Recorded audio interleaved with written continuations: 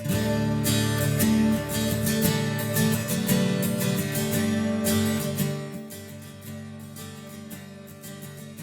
everyone, this is Kathie from The Quiet Rebellion, and I'm coming to you today for a solo episode because I've had some things on my mind that I wanted to talk to you about. It's all about slow living and resisting kind of marketing and this idea that we have to use tech and that we have to have like this really convenient kind of life where everything has to be like geared to make our lives simpler, whether or not it actually makes our lives simpler. So, kind of like the washing machine that has to be connected to our cell phone. Why? Why? I'm sure there are some legitimate reasons, but we're going to talk about for like most of us, there's no legitimate reason that I can see that has to be. We can just put our clothes in the washing machine. And so we're going to talk a lot about that kind of thing today, and I invite you to share your experiences and your comments with me, on YouTube, or feel free to email me at Kathie@homespunseasonalliving.com. And I want to talk to you about why doing these things kind of is a very rebellious thing, a very resistant to the status quo of life and what other people want for us, whether or not we want those things for ourselves. Because it can be so easy to just buy into all of the marketing, because it is very insidious, and I just want you to understand that we all fall for it. Me too. All right. And I want you to understand that slowness is individual, and what I choose to do for a slow life does not mean that you have to do the same thing, or how anyone else's slow life looks. It doesn't matter. And also, let's be really careful of the aesthetic of slow living that we see online, especially on social media. It's very trendy and it's beautiful, and I like to look at it too. I just want us to remember that that is entertainment and not always reality. And it's just a good way to kind of remember the things we see aren't always real, and that people who are making content for social media, myself included, are getting paid to make that content. And so when we engage and watch, we're helping pay their bills, and there's nothing wrong with that. Content creators should get paid, but let's remember that sometimes that skews the realness of all of it. And so why does it matter to choose slow? I have some notes written over here. That's why I keep looking over here. You'll have to forgive me. I have been thinking about this, but also taking notes, and I don't want to forget anything. So if you happen to be watching this on video and you wonder why I'm always looking off to the side, it's because I'm looking at my notes. And I want you to understand that I kind of got started thinking about this idea of convenience. Is it really a convenience or is it a burden? Because several years ago now, we had to buy a new washing machine. Our old one was leaking and beyond repair. And it had come with the house when we moved in, so who knows how old it was. And when I went looking locally to buy a washing machine, I remember saying to the salesman, it just needs to wash clothes. It doesn't need to, send me a message. It just needs to wash clothes. I just need to put the clothes in and it needs to get them clean. And he was like, well, you don't have a whole lot of options. And that's a sad thing, I think.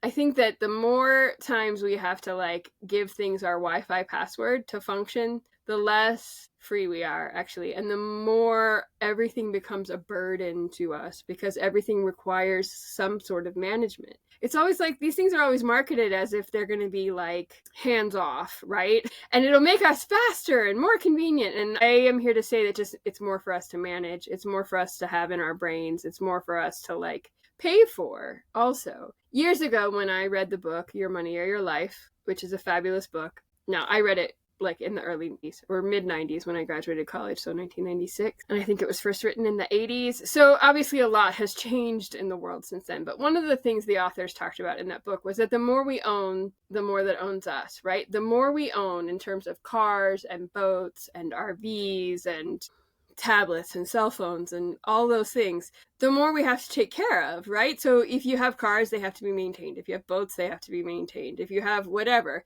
it all has to be maintained, which sucks life away from you, and money.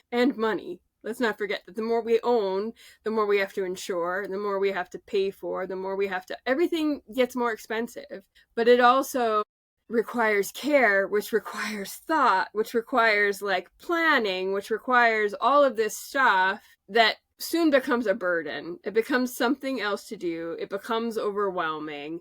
And, one thing is fine, but if we add 5 more things, it just becomes more overwhelming all the time. And if you're trying to do it yourself, it's even more overwhelming. It might be a little less expensive if you're changing your own oil and doing all that kind of stuff, but it still needs to be maintained. It still needs to be done. And it's still more that we individually have to do.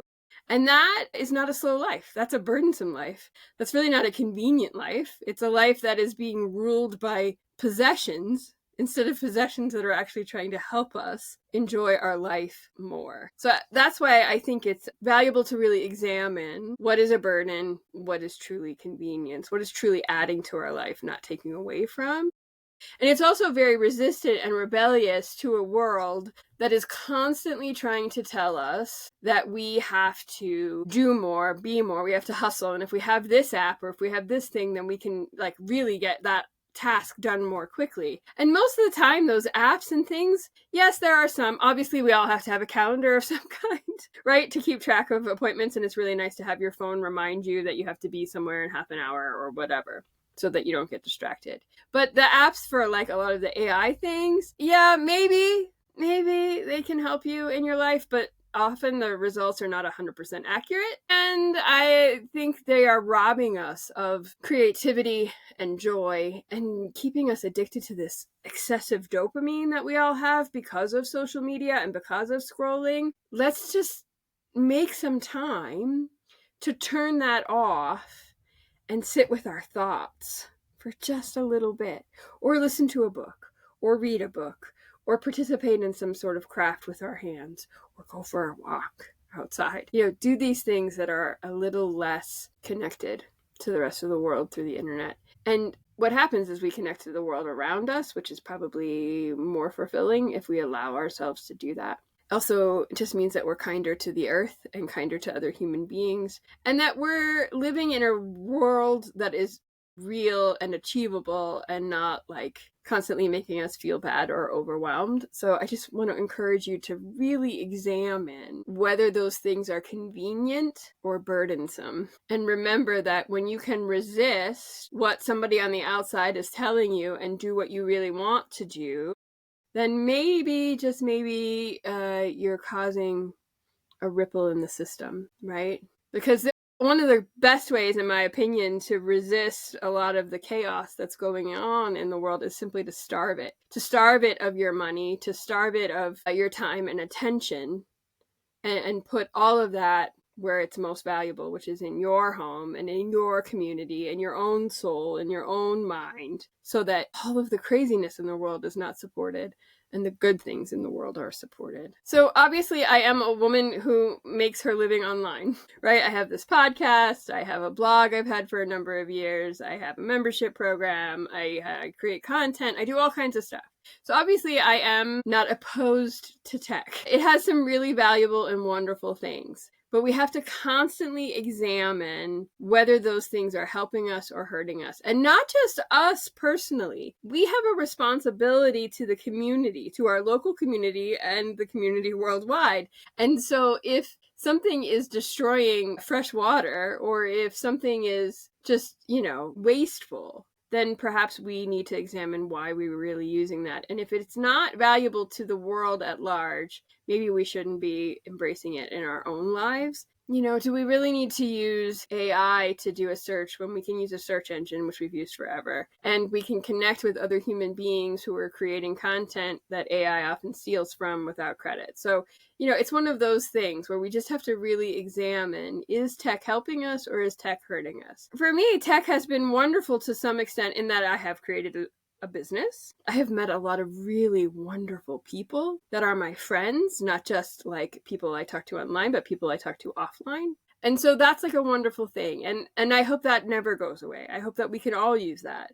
I hope that you're interacting with people online in such a way that you're friends with them and that they add to your life. So that's where tech can be really good and really wonderful and allow us to learn, right? Like I learn on Hand-Me-Down Recipes, which is my other podcast. I talk to people about their family recipes, and like what a wonderful way tech has allowed me to learn about other cultures that I might not otherwise learn about, right? I might not otherwise know about someone's family recipe if it wasn't from a culture of my own, or if they weren't like someone I met on a day-to-day basis. So that's a really fun thing, and why tech can be really good. But even I have had to look at someone who has been actively trying to live a simple life for more than 3 decades. I have to look at how I'm using tech and whether or not tech is actually helping my life. And so social media, for example, it is very much a dopamine-fueled addiction, right? We start scrolling, it's entertaining, it's fun, or it's making us angry and we're frustrated with things going on in the world and we start interacting, and then it just keeps feeding our anger and it keeps feeding that chaos, but it's really hard to stop that doom scrolling. And so what I have to do, quite literally, is limit myself. I'm only going to do it for this amount of time. I'm only going to look because I'm going to respond to comments on my content or look at friends' content and not allow myself to fall into that scroll. And I have days where I don't even pick it up and look. I intentionally plan, like, this is going to be a work day, it's going to be a writing day, or it's going to be a garden day, or it's going to be a food preservation day, and I'm not going to pick up the phone and I'm not going to look at social media. And when I step away from it for a while, it can really be uplifting and wonderful, and I can really see more clearly. For a while, I was I don't want to say addicted, but I was definitely using Threads way too much earlier this year in 2025. I was using it a lot. I was on there all the time. I was scrolling and commenting. And then one day I was like, oh, this is not good. So I just deleted the app from my phone, and that made a huge difference. And I didn't look for a couple of weeks. I just didn't go at all. And now I am back on, but I only use it on my laptop. I don't use it on my phone, and I don't go as often. So perhaps that's a great way for a lot of us to balance social media and slowing down our life, is to actually not have it on our phones, to just only use it on our computers or our tablets or something else, so that maybe it's not quite so easy to just pick up and scroll. Because that phone is just so easy, and it can really suck you in. And see, this is where sometimes it's oh, but I'm learning so much, but is it really necessary? Is it really helping your lives? And sometimes yes, and sometimes no. So we really have to examine it. We really have to look at it and decide, is this the kind of life I want to be living? You have to find boundaries. We all do. It's really necessary. It's really hard to do. I don't want to pretend that it's not, but it is worth doing. So some practices that keep me grounded is I make sure I do a lot of low-tech things. And I also try to make sure I do things that aren't necessarily convenient. Now, I am a fully able-bodied person. So obviously, we all have to make adaptations for whatever physical limitations we have. I have some arthritis in my hands, and so sometimes, and in my feet, actually. So sometimes I have to sit down when I'm chopping or doing some sort of project that might be a long time in the kitchen, like a preserving project or something. I will sit down and chop the green beans before I can them, for example, because it's easier on my arthritic toes. But, we all have to do what we can. But mostly I'm a fully able-bodied person.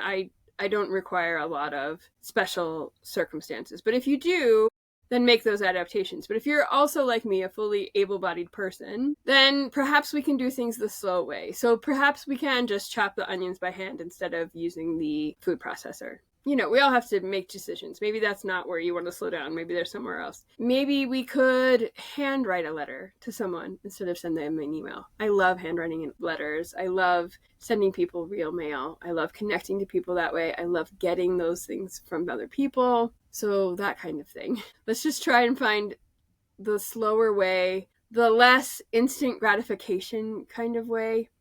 Although there is a kind of gratification in writing a letter, but it's not as instant as an email. It's not as instant as a social media post. You may not get thousands of likes or hundreds of likes or tens of likes. You may just get response from one person, and it might be weeks before you get that response from a person. So something that's a little less instant is good for all of us, I think. And a really great way to slow down. Another really good way to slow down is just to do something by hand, some sort of craft. And you don't have to be good at it. It doesn't have to be perfect. Just something that interests you. Whether that's drawing or sewing or knitting or crocheting or pressing flowers and turning it into some sort of artwork. Whatever it is, just something creative with your hands that's not instant, that takes time, that might not turn out, that you might have to trash because it looks ugly, or you might have to rip it out because you made a mistake. Whatever, it's fine. We all do less than perfect things. Not everything has to be for social media. It can just be for us. And that will also create a kind of dopamine and satisfaction in your life that's very different than social media, but that you will be glad you are participating in and you are doing in your life. It's so important. I am, of course, a very big believer in getting outside and into nature as much as possible and not taking your phone. Now, every time I say that, somebody will tell me that it's like dangerous. So you can take your phone with you, but you can also leave it in your pocket. So if it feels way too dangerous for you to take a walk without your phone, then take your phone, but leave it in your pocket. And if you feel like you have to take it out, it's only because you see something really beautiful and you need a picture of that. But I don't think you need to do that often. You can take a walk without taking a picture. You can absolutely take a walk without scrolling social media or listening to music or even a podcast. You can not talk to your best friend. Just take a walk. Enjoy nature and see what it has to offer you. It's really a wonderful, wonderful thing. And we don't do it often enough. We really, truly don't. Because society currently has us all believing that we can become billionaires if we just hustle. It's a real rebellion to say, I'm going to focus on the simple and little things in my life, and I'm going to focus on the little joys, like my cat snuggling up at my feet, or the joke my husband just told me, or, the new zucchini variety I'm growing in the garden. Focus on those kinds of things, and life slows down and just might become a little more worthwhile. I know it does for me. We're all different. But I think just slowing down and focusing on the simple joys will allow us to not feel so overwhelmed.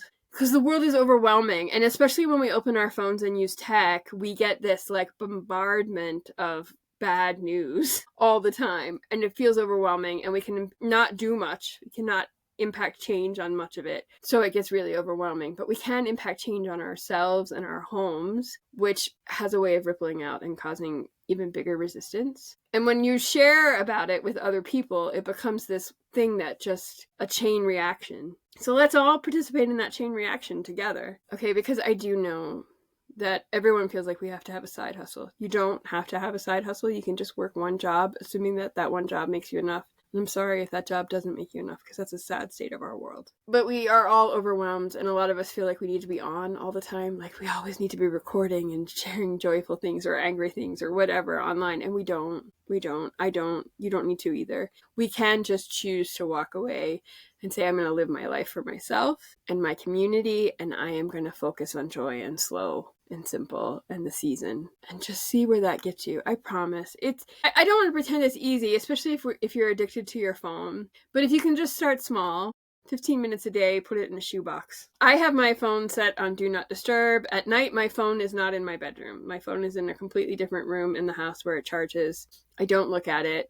I don't want to, and that's fine. And if you can do that too, so that it's not the first thing you look at in the morning and the last thing you look at before you go to bed, it might just help you sleep better. It might just help you do some other things. I know a lot of people use their phones for alarms nowadays instead of an alarm clock. I don't use an alarm at all, but maybe you can still put it in another room and make it loud enough to hear, if that's what you do.